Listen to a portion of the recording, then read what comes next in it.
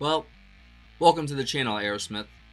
Glad to have you. Hi guys, welcome to Leave Reacts. Hope everyone's having a good day. I know I am.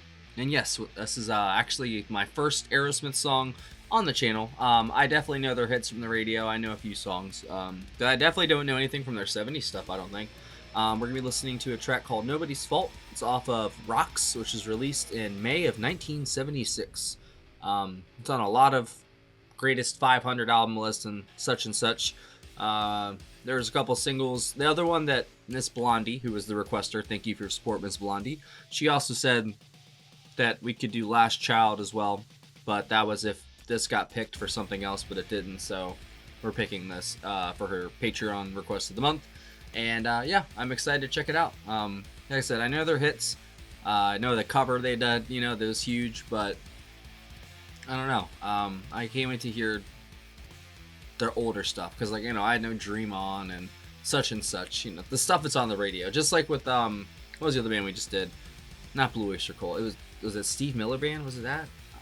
I don't know, but there was one of the bands you did that I knew their radio stuff, but I went in and listened to their actual deeper studio cut stuff from the older days, and it's like, what have I been missing, bro? So I'm excited for this. Thank you again, Miss Blondie, and let's go. If y'all want to subscribe, please help a brother out. Click that icon right below. The sun's right there. Yeah. Do it. I appreciate it. Alright, Nobody's Fault by Aerosmith. In 3, 2, 1, go.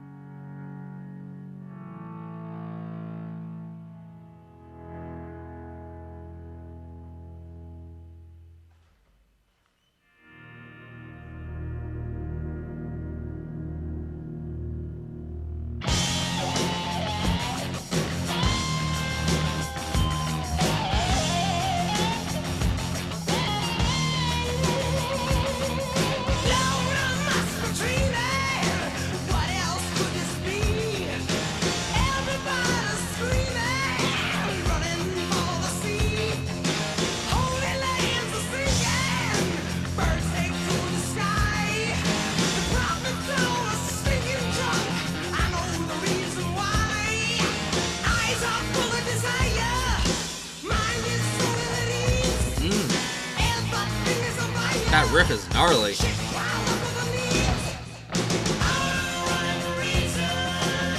Joey Kramer on the drums.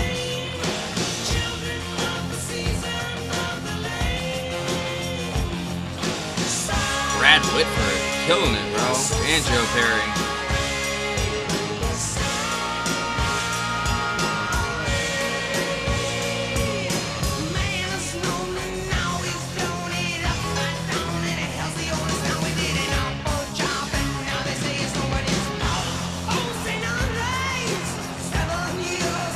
That riff is gnarly, bro. I want to go drive.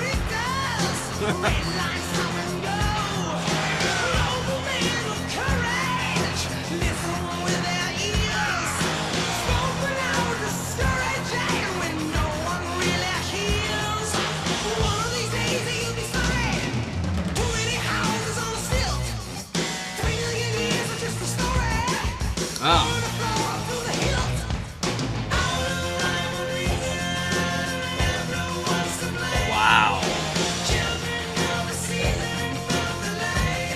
This is nothing like the stuff I've heard on the radio.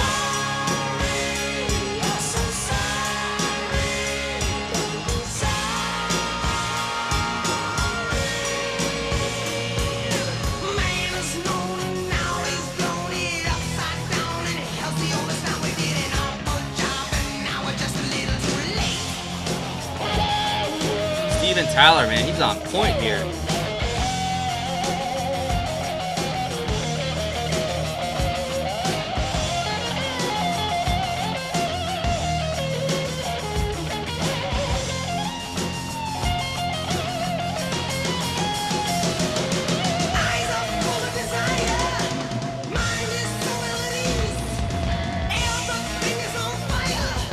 Oh, this is gonna wake y'all up. I'm gonna put this in the 10:30 slot. Oh. Listen to that hi-hat. Oh my god.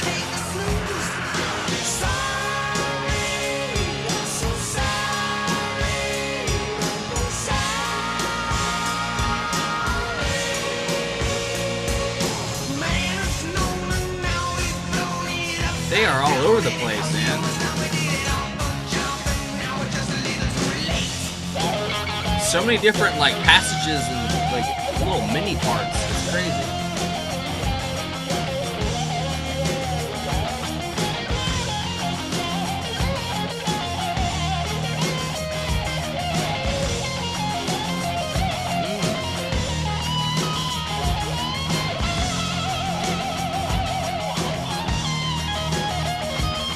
Kramer's crazy.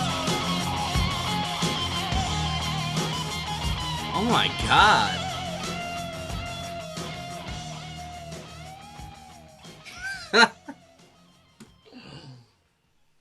Bro, that was incredible. I was not expecting that in the slightest. That really reminds me of the Alice Cooper, hey, like, the album with the snake on the front. And, like, that kind of style. But you could hear that there's the 80s creeping up in that, too.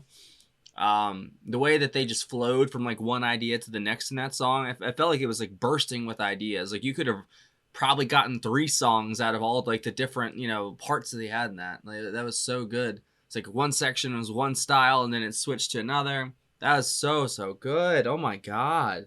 I'm so glad I picked that one. It was that, because I downloaded 2. I downloaded both the ones she asked for, and, wow. I think the other one was, Last Child. Yeah. So yeah, Steven Tyler on lead vocals and keyboards and harmonica. So this was track 6, technically. All right, so Brad Whitford on lead guitar. Joe Perry was just, I guess, regular rhythm guitar. I don't know. Sorry. Tom Hamilton on bass guitar. Joey Kramer on drums. And that is it.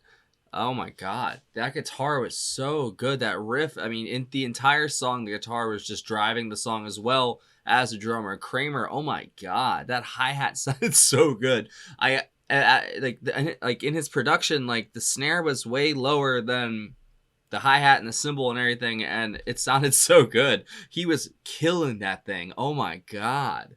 I want to listen to that song again so bad because there was just so many different little parts. I got wrapped up in it. Man, and his vocals too, man. Steven Tyler, and holy shit.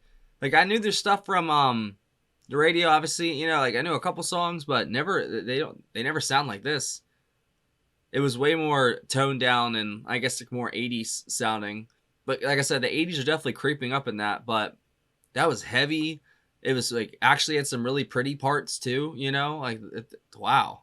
But I would say the drumming, oh my God, that was so good. That would be my favorite thing other than guitars, I guess. Because I didn't really hear much of the bass. If it was there, I just kind of missed it and was listening to the other stuff. Because that riff, every time it popped back up, oh my God. That sounded so good. It was Steven Tyler and Brad Whitford who wrote this song. I think they also wrote Last Child. Yep, that was Brad. Yeah, Brad Whitford and him. I want to do more. I want to cue that other song up so bad right now, but I can't. Maybe we'll do it next week. I'll just do it. Yeah, that was really, really good. I'm kind of stumped right now, guys. I was not expecting that. I was kind of, I don't know, not expecting like not that, but like I wasn't expecting it to be that freaking good. Not in the slightest. That was really good. And that's immediately going on my driving playlist because that is the ultimate driving music right there. I mean, if you want to get a ticket at least, but wow, I bet if you needed to get somewhere fast, I bet you'd get there like 20 minutes early. Even if you were an hour late, you'd get there 20 minutes early if you listen to this track. Oh my God, that was so good. So yeah, if you guys have any other tracks by Aerosmith you think I'd like, please leave it down below. I really appreciate it because I want to hear more. Like I said, I know the stuff that's on the radio, so if you don't have to put that down, but I've never heard like their older stuff like this. Like, oh my God. And what album was this? This was 4? Was it their 4th album? Yeah, their 4th studio album in 1976. So I guess they started like in 1970 or something like that. 1971. That was so good, man. I bet their older stuff's even heavier probably. Is it? Maybe not. It's going back further. Maybe it's not as heavy. But I know they're a band that transitioned well into the 80s, you know, because a lot of them didn't transition well, and they kind of went askew. I know the 80s screwed up a lot of the 70s bands. I mean, I know like disco in the late 70s really messed stuff up, and then you get into the 80s and the corporatization of everything, like, and everything just kind of, it's all clubs and certain things and Miami Beach and Night Rider. I don't know. Man, it's funny because like I was born in the 90s, so like you know, the 80s are like a mystical decade for me. Like if you were born in the 50s, you know, the 40s are like whoa, you know.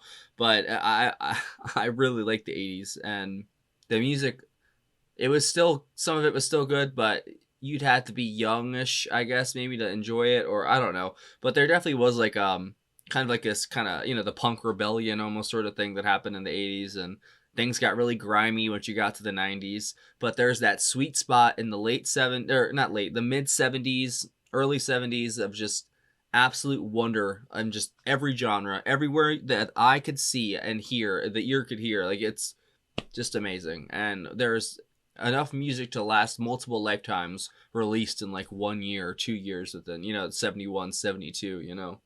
It's crazy. But yeah, definitely want to listen to more. Thank you, Miss Blondie, for a wonderful pick. That got me totally jazzed. Thank you for that.